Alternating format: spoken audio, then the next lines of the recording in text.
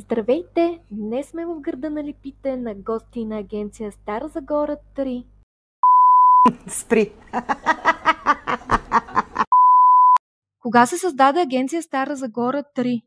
6 април 2006 година. Вече 18 години съществува агенцията, надявам се още много години.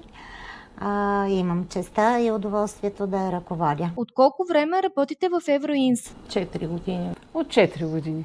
2011 година буквално станах от скамейката от университета и на следващия ден вече бях на работа в Евроинс. Какво най-често застраховат хората в Стара Загора? Най-често това, което застрахуваме, е имуществени моторни застраховки, автомобили. Предимно автомобилно застраховане. Отскоро започнаха да мислят освен за колите си и за домовете си. При нас много популярна застраховка е туризъм в България и също Traveler. За мое най-голямо съжаление, моторни застраховки, автомобилните, каско и гражданска, но нашия стремеж в агенцията и на екипа ни е да предлагаме все повече немоторните. Кое е първото нещо, което правите, когато дойдете в офиса? Аз обикновено отварям офиса. Пускаме алармата, проветряваме и очакваме първите клиенти. Отивам да си видя орхидеите. Промени ли се застрахователната култура на хората в региона и как? За съжаление се промени след като се опариха повечето хора. Доста често се случва да има наводнения, пожар, природни бедствия и така нататък. Тогава хората се сещат, че могат да си купят спокойствието. Промени се застрахователната култура, тъй като все повече хора се правят застраховки, отивайки в чужбина. Бавно и постепенно, с малки стъпки, но това е нашата работа, да ограмотяваме и да повишаваме нивото на информираност. Какви са предимствата на Евроинс пред останалите застрахователни компании? Определено личното отношение. Това, което нашия офис държи да има с клиентите, е лично отношение. Това, че постоянно се пускат нови продукти. Добро обслужване, коректност, грижа за клиента. Ако имате възможност, каква застраховка бихте създали?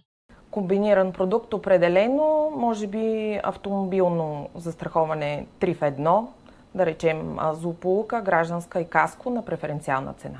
Как се поддържа мотивацията на екипа в агенцията? Екипа ми е страхотен. Пускам смешки и ги разнообразявам и всички ме наричат майката на Евроинс. Как бихте обяснили работата си на дете, използвайки само 3 думи? Отговорност, доверие, сигурност. Обещавам, че ще бъда до теб.